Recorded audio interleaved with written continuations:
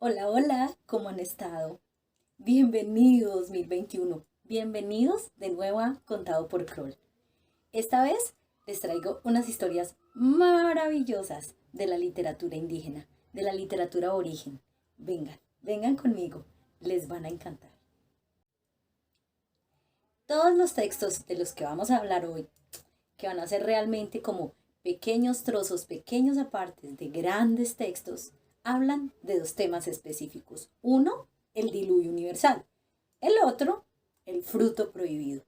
¿Quieren saber qué pensaban los indígenas? ¿Cómo veían los indígenas esto del fruto prohibido, del diluvio universal? Para ellos, ¿qué significó?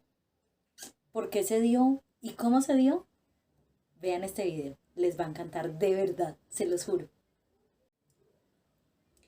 Iniciaremos entonces con un libro hermosísimo, bello, sagrado para ellos, el Popol Vuh. El Popol Vuh fue escrito por los maya quiché. Ellos eran guatemaltecas exactamente. Popol en quiché, ¿cierto? Se traduce como el libro del consejo o el libro de la comunidad. Para ellos tiene un gran valor histórico, así como espiritual. Es una narración que trata de explicar el mundo, la civilización y los diversos fenómenos que ocurren en la naturaleza, entre ellos el diluvio. Entonces, este libro está dividido en tres grandes partes, pero en su primer parte, en el capítulo 3, habla de la creación del ser humano, la creación del hombre. Mm, a diferencia de otras culturas, los dioses quiché sí se equivocaron al crear el ser humano. Ellos realmente a nosotros, los que estamos poblando la tierra, nos crearon de maíz, pero fuimos el último intento. Primero crearon un hombre de barro y no funcionó, porque cuando se metía al agua se derretía. Luego crearon un hombre de madera, que es la historia que les voy a contar ahorita, seguidamente, y tampoco funcionó.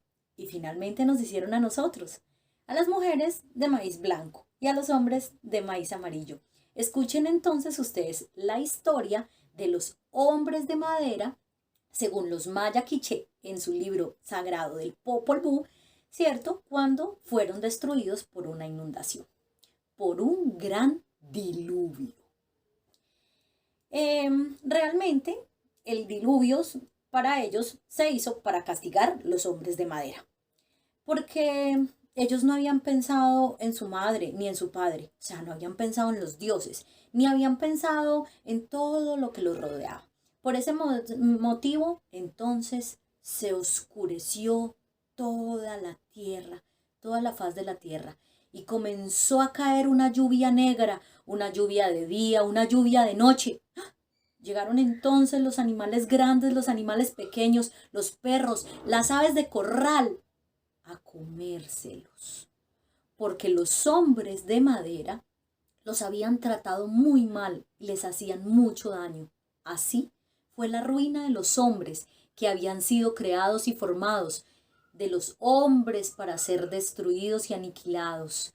A todos les fueron destrozadas las bocas, las caras, y dicen que la descendencia de aquellos son los monos, que existen ahora en los bosques. Estos son la muestra de aquellos, porque solo de palo fue su carne, por el creador y el formador, realizada.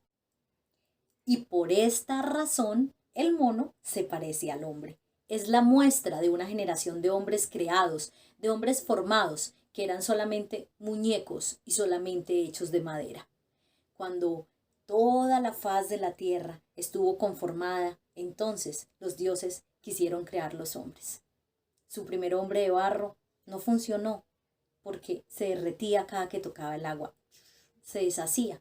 Luego crearon el hombre de madera, que se podía meter al agua, podía caminar, pero al ser de madera era insensible, no tenía corazón.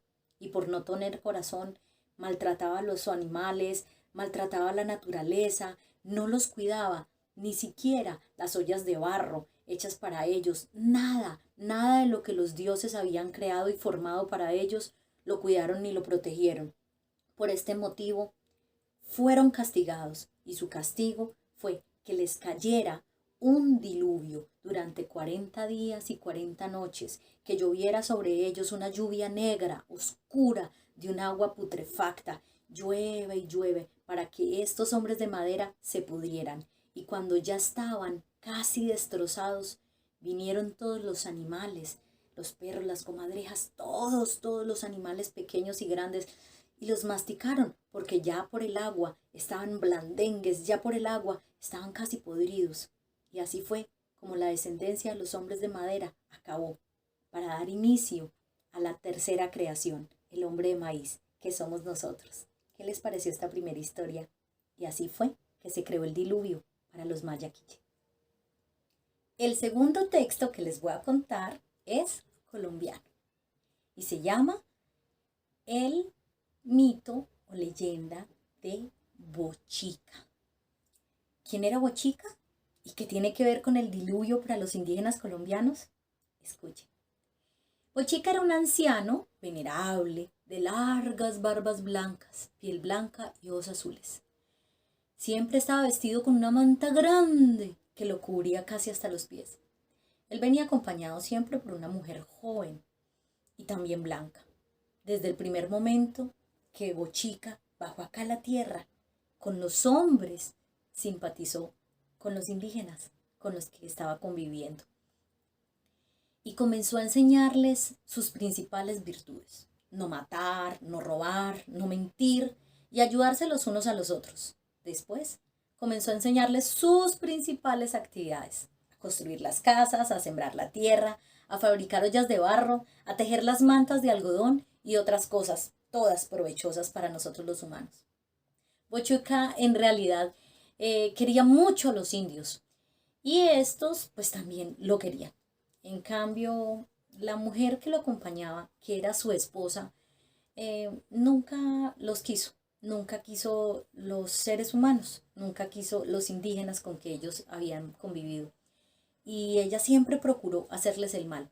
Entonces una vez, aprovechando que Bochica había salido a buscar otras tribus para enseñar, para dar su palabra, inundó la sabana. Esta mujer, que también era una especie de diosa, inundó la sabana con un diluvio. Dañó con ello las casas, las sementeras de los indios, que eran sus sembrados, a los cuales puso en una situación desesperada. Llovía y llovía y llovía, no paraba de llover. Entonces las aguas empezaron a subir, a salirse, a inundar todo. Los pobres indios ya no sabían qué hacer, estaban tratando de salvarse, subían a las montañas más altas, pero era muy difícil. Muchos murieron y casi todas sus cosas se dañaron. Todo lo que Bochica había ayudado a crear para ellos se había dañado. Bueno, finalmente Bochica llegó. Y cuando vio los pocos hombres que se habían salvado, pues ellos le contaron lo ocurrido. Y estaba tan indignado Bochica contra su mujer que la castigó y la convirtió en lechuza. Enseguida se dirigió a todos los cerros que rodeaban esta sabana y con una varita que él cargaba como un báculo, siempre lo usaba, tocó las rocas y se partieron de par en par. ¡Pah! Y así salieron muchas aves y se formó el salto del Tequendama. No todos los indios se portaron bien con Bochica después de esto, a pesar de que al crear el salto del Tequendama, todas las aguas de la sabana pudieron bajar, cayeron por ahí y de nuevo los ríos volvieron a su cauce, las lagunas, los lagos, todo volvió a la normalidad. Paró de llover, cesó el diluvio y de todas maneras algunos indígenas quedaron tristes, aburridos, indignados. Entonces, bueno, digamos que no le agradecieron como hubiese sido debido a Bochica todos los beneficios que de él habían recibido. Entonces el maestro, el anciano, se sintió muy triste y así, a la primera oportunidad, definitivamente consideró que su trabajo acá en la tierra estaba hecho, creó entonces el arco iris y desapareció a través de él. Pero también nos dejó una gran enseñanza, y es que cada que veamos el arco iris, recordemos que nunca va a volver a haber un diluvio. Ese es el recuerdo que nos dejó Bochica. Cada que veamos esas hermosas luces de colores que surcan nuestro cielo, significa que un diluvio no está por llegar. Bueno, nuestra tercera historia, que habla acerca del diluvio, cómo se forma desde la visión indígena, es un mito mapuche. Los mapuches son las tribus indígenas que vivieron entre Chile y Argentina. Ellos creían en dos seres míticos, dioses, que tenían forma de serpiente. Se llamaban Tretrembilú y Cacaibilú. Estos seres, ambos, eran muy poderosos y tenían, como ya dije, forma de serpiente. Cacaibilú es una serpiente marina y ella tiene poder de dominar todo el mar y todo lo relacionado a las aguas. Y Tretrembilú es una serpiente terrestre que tiene el poder para dominar la tierra y sus volcanes. La apariencia de Cacaibilú es como mitad culebra y mitad pez. Y la apariencia de Tretrembilú era una culebra gigante, como una boa constrictor, pero gigantesca, gigantesca. En las tradiciones del pueblo amerindio mapuche existe una leyenda, un gran mito basado en ellas dos, sobre cómo se inundó el hogar del pueblo o cómo se inundó el planeta entero por culpa de estas dos serpientes. Ellos cuentan con esta fantástica leyenda, ¿cierto?, del diluvio universal, que reviste cierta analogía con el diluvio bíblico, porque encarna a la serpiente, ¿cierto? Y vamos a ver cómo Tretrembilú se comporta como la protectora de los animales y Cacaibilú es la enemiga del género humano. Cuenta esta leyenda que un día fueron advertidos por una serpiente amiga, ¿sí? Tretrembilú, que Cacaibilú les preparaba un exterminio terrible, quería acabar con ellos, no quería ver más los humanos. Y como Cacaibilú siempre podía hacer lo que quisiera con las aguas y el mar, por ahí iba la cosa.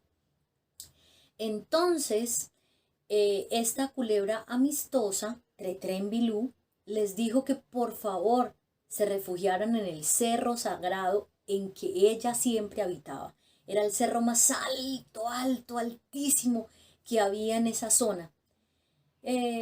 Pero no todos los indígenas ni todos los hombres concurrieron, no todos asistieron al llamado que les hizo Tretrembilú.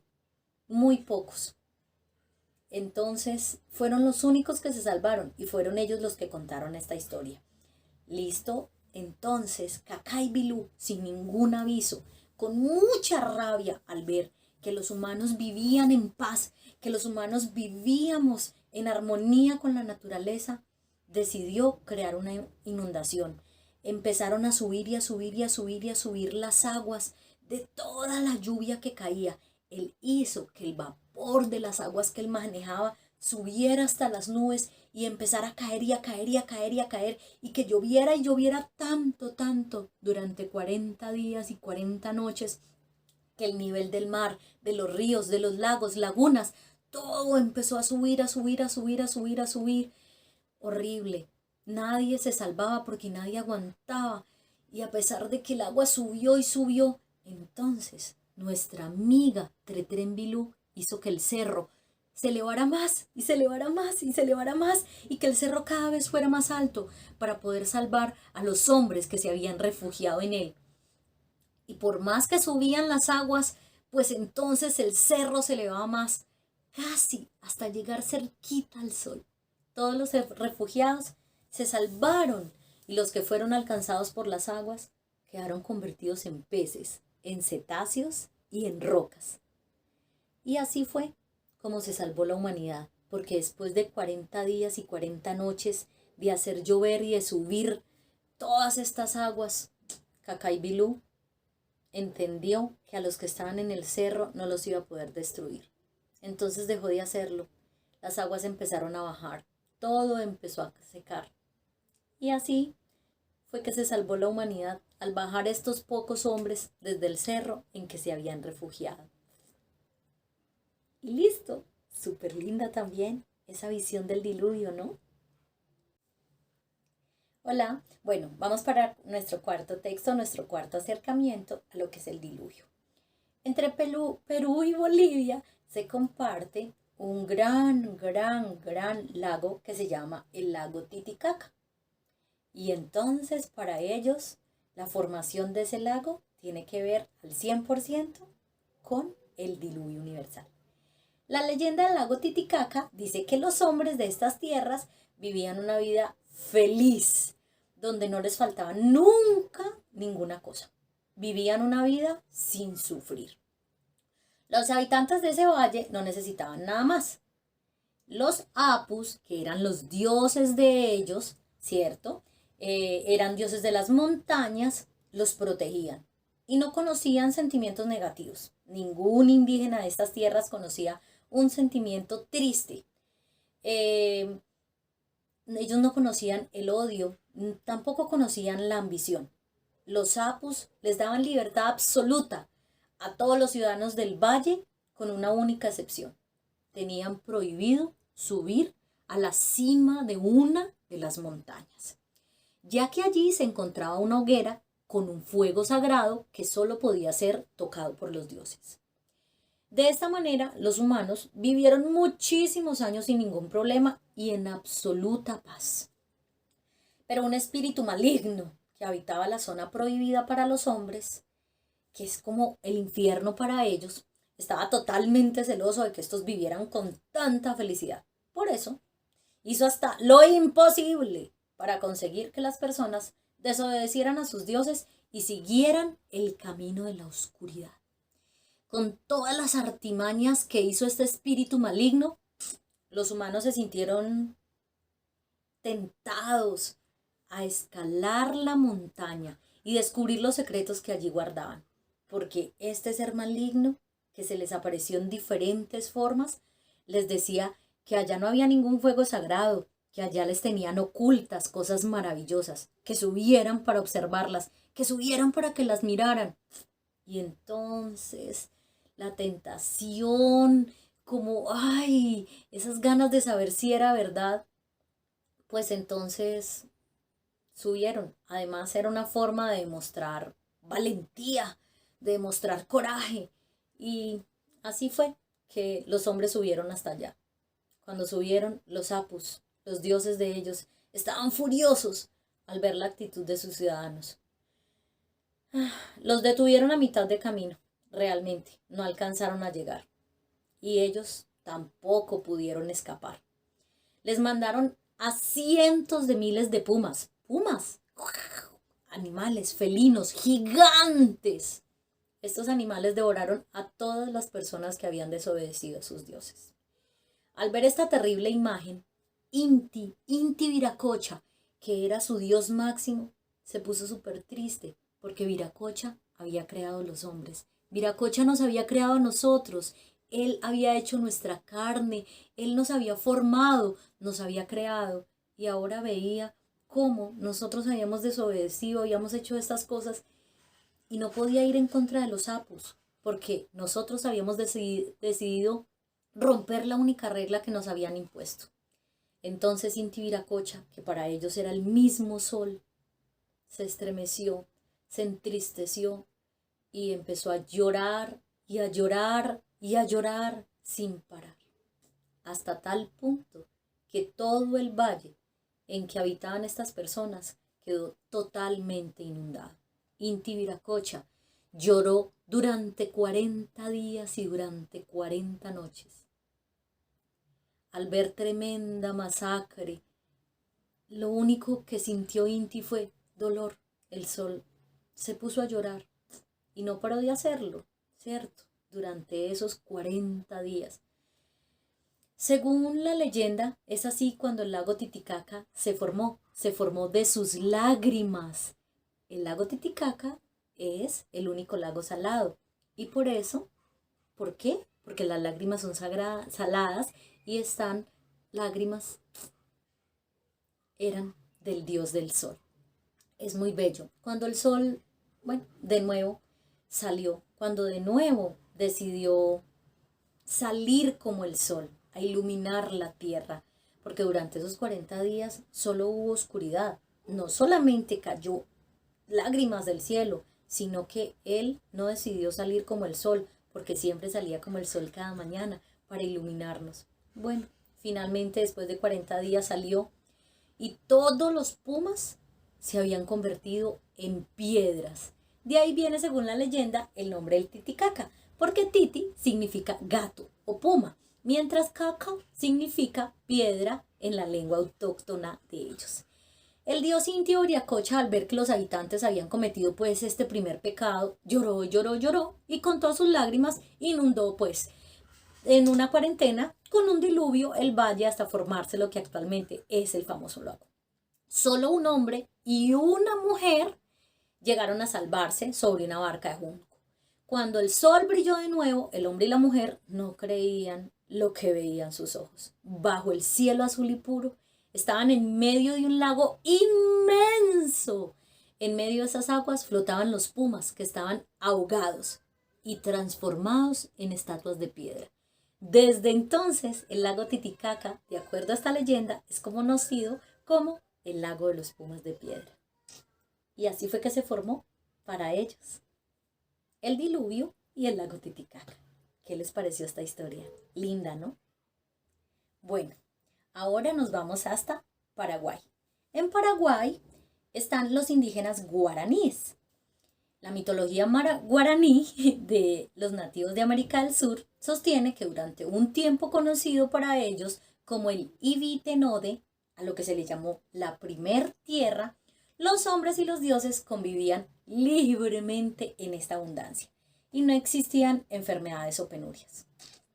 Hasta que un hombre, un ser humano, un indígena llamado Jeupié, transgredió el tabú máximo que ellos tenían, el incesto, al copular con la hermana de su padre. Referido a esto significa que ellos, por ser un patriarcado, los hombres podían tener diferentes esposas. Y él realmente se acostó con una chica que era hija de su mismo papá, pero no de su misma mamá. ¿Listo? Se acostó con una hermana, literalmente. Y pues para ellos esto era lo peor. Para ellos el incesto era la peor injuria o el peor pecado que se podía cometer. Los dioses estaban furibundos, los dioses estaban furiosos al hacer eso, y pues este hecho fue castigado ejemplarmente con un diluvio. El diluvio fue provocado por una de las diosas magnánimas que tienen ellos, que se llamaba, voy a tratar de pronunciarlo bien, me disculpará si alguien de allá me está escuchando, Mavae Megua Guazú. Esta diosa destruyó aquella primera tierra donde todo era paz y armonía entre los dioses y los hombres, y produjo la partida de todos los dioses hacia un cielo. Ellos cuentan que los dioses y los hombres vivíamos juntos en esa primera tierra. Después de este desagravio que le hicimos a los dioses decidieron irse a vivir solos a su cielo y nos dejaron a nosotros viviendo acá, pero no nos dejaron ni siquiera en esa primera tierra. Nos mandaron a otra tierra, una segunda tierra que crearon para nosotros. Cuentan que el cielo pues se ennegreció y llovió muchísimo, días y días, todo era oscuridad, solo la oscuridad se podía quebrar por los relámpagos, los rayos y los truenos, por todo. Los ríos se salieron de su cauce y las aguas comenzaron a cubrir la tierra. Entonces todos los humanos, asustados, pues huyeron a refugiarse en lo alto de las montañas. Solo uno, fuerte y sabio y justo, se quedó en la llanura. ¿Pero por qué? Porque él era un hombre especial, se llamaba Tupá y era el elegido para repoblar el mundo. Tupá había sido atendido por los dioses y ellos le explicaron que él era quién iba a quedar para repoblar toda la tierra. Su dios principal se llama Ñamandú. Ese es el dios principal para los guaraníes y él fue el que decide realmente crearnos a nosotros una segunda tierra para darnos una oportunidad. Pero esta tierra era imperfecta, no era como la primer tierra.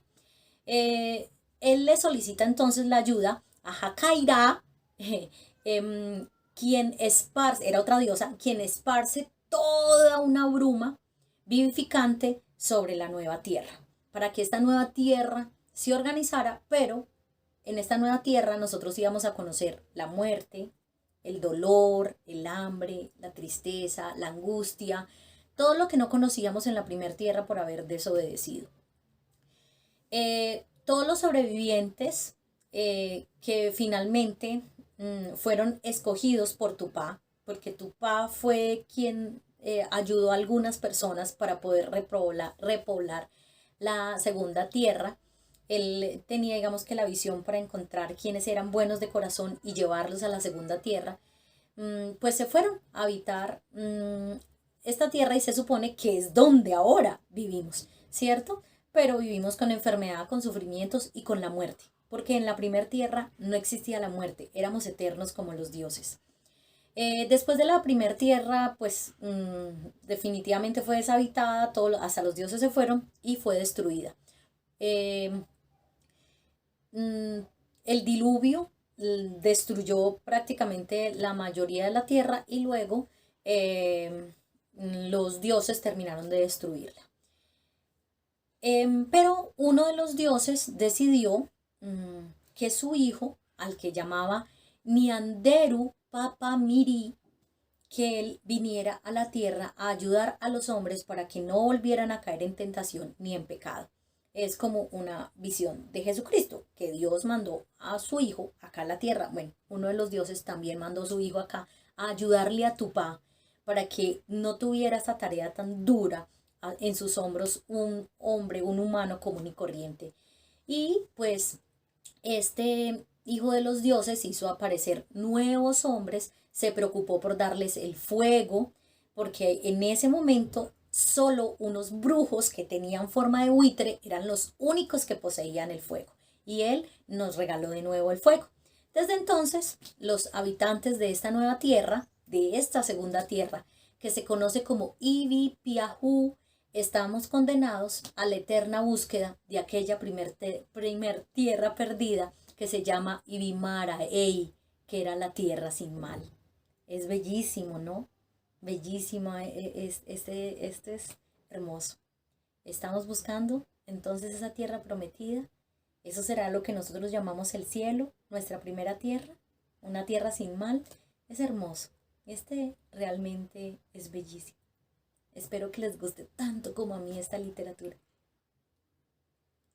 Escucharemos ahora entonces dos versiones diferentes de lo que significaba el fruto prohibido para los indígenas. La primera versión de ellas también es del Popol Vuh. En esta versión del Popol Vuh se encuentra realmente en la segunda parte del libro, en el capítulo 3. Y es la historia de una doncella bellísima, era hermosa. Era una doncella del infierno, era una doncella infernal. Ella vivía en los infiernos, que ellos llamaban realmente el Silbalbá. Esta doncella se llamaba Iskik. Ella había escuchado desde pequeñita que en los infiernos, en su Silbalbá, por allá en la zona prohibida, había un árbol al que todos los del inframundo del Silbalbá llamaban el árbol de jícaros. Ella pues no aguantó la curiosidad y se fue hasta allá a ver qué era tanto lo que prohibían, por qué prohibían visitar ese árbol, porque da la casualidad de que es que los dioses del Silbalbá, los dioses del inframundo, del infierno, habían asesinado 2 hermanos. ¿Sí? Entonces, a esos 2 hermanos les habían cortado la cabeza y habían cogido sus cabezas y las habían puesto en ese árbol. Cuando ellos pusieron las cabezas, ese árbol era un árbol que estaba sembrado en los infiernos, en el Silbalbá. Y ese árbol nunca florecía, ese árbol nunca le salían frutos, nunca le salían nada. Y cuando pusieron las cabezas, el árbol se llenó de jícaros, se llenó de esos frutos, por eso le llaman el árbol de jícaros. Y pues era un fruto prohibido, no se podía comer, no, nadie podía ni siquiera acercarse al árbol. Cuando la doncella Iskik se acercó, escuchó que el árbol le hablaba. Claro, era una de las cabezas que estaba colgada en el árbol y entonces la empezó a llamar, ¿cierto? Ella se fue hasta allá y quería saber cuáles eran los frutos, pero uno de los hermanos, que se llamaba Unapú, le dijo: ven, extiende tu mano derecha. Y la doncella no aguantó que un árbol le hablara, y ella estiró su mano derecha, ¿cierto? Ella quería saber, y entonces en ese momento la calavera hizo y la escupió, le tiró saliva, le lanzó un chisguete de saliva que le cayó en la palma de la mano. Y en ese momento ese chisguete de saliva fue absorbido, ¿sí? Y entonces se le metió y quedó en embarazo. Con esa saliva quedó en embarazo. Y así, de la cabeza de un Unapú y la princesa Iskik, realmente nacieron un par de gemelos que se llamaron Unapú e Ixbalanque. A los 6 meses de que pasara esto, los padres de Iskik descubrieron que ella estaba en embarazo, pues la vieron así. Y entonces reunieron a todos los señores, los dioses del Silbalbá, y preguntaron, y por más que Iskik decía que no conocía a ningún hombre, que ya no se había acostado con nadie, que no entendía qué pasaba, pues ella no sabía que realmente había quedado en embarazo por la saliva. Llamaron a los búhos, que eran como la trinidad de ellos, que se llamaban Uncamé, Bukukkame y Kuchumakik, ¿cierto? Y el papá de Iskik la interrogó para que ella dijera la verdad y le dijeron que si no lo hacía, la iban a sacrificar, que si no decía la verdad, la iban a matar. Y ella le juró a su padre que no podía estar en embarazo, que ella no había conocido ningún varón. Entonces, iracundo, furioso, ¿cierto? El papá de Iskik dijo que ella era una ramera y la mandó a matar por los búhos, que eran su santísima trinidad, por decirlo así. Les dijo que se la llevaran para la tierra de los humanos, para la tierra de los seres humanos, para la de los hombres, acá donde nosotros vivíamos, encima del Silbalbá, y que por favor le sacaran el corazón, ¿cierto? Le sacaran el corazón y se los llevara. ¿No se les parece como a Blancanieves esta historia? Solo que esta es viejísima, viejísima. Es más vieja que la de los Grimm, les cuento. Y ese mismo día se llevaron a la princesa, pero ella, estando arriba, convenció a los búhos para que no la mataran. En lugar de su corazón, llevaron como un jugo rojo de un árbol que se coagulaba, que cuando lo sacaban se coagulaba y tomaba la forma de corazón. Y eso fue lo que les llevaron a los señores del Silbalbá. Y entonces, para los maya quiché que escriben en su Popol Vuh, esta es su versión del fruto prohibido. Luego les estaré contando qué pasó con los gemelos que nacieron del vientre de Iskik y que el papá era una cabeza que estaba en el árbol de jícaros. La segunda versión del fruto prohibido es colombiana. Esta versión es muy hermosa, de un libro al que nosotros debemos estar supremamente orgullosos, ¿sí? Y es La leyenda del Yurupari. En este libro se habla acerca del nacimiento del Yurupari, literalmente. Había una niña que se llamaba Zeusi, pero ella era la Zeusi de la tierra. Les explico entonces. Para estos indígenas, la luna se llamaba Zeusi, que vivía en el cielo, pero a la luna le fascinaba tomar forma de mujer y bajar a un lago que había acá en la tierra y nadar en él. En este lugar cayó como una gran tragedia, una maldición, y se murieron prácticamente todos los hombres varones. Y solo quedaron las mujeres y un payé. El payé es como su gran sacerdote, su médico brujo, como su todo, ¿cierto? Es como si fuera el presidente, el gobernador, pero también el papa, todo. Entonces, este payé estaba muy, muy anciano y obviamente pues él no podía procrear. Habían muchísimas mujeres, no habían niños y prácticamente no habían hombres. Tenían que hacer algo para solucionar. Entonces da la casualidad de que un día en que casualmente la Zeusi del cielo, o sea la luna, bajó, tomó forma de mujer y se metió al lago Muipa, las mujeres pues también se fueron para allá a nadar y estaban nadando, pasando muy rico, y entonces el payé tomó forma de serpiente, una serpiente gigante, y se metió en este lago y empezó a nadar por en medio de todas ellas sin que ninguna lo supiera. Y luego, por todas las escamas de la serpiente, salió el esperma del payé. Y todas quedaron en embarazo. Pero significa entonces que la luna quedó en embarazo, que la Zeusi del cielo quedó en embarazo, y ella tuvo una niña perfecta, hermosa, divina, que fue criada en esa tribu acá, en la tierra.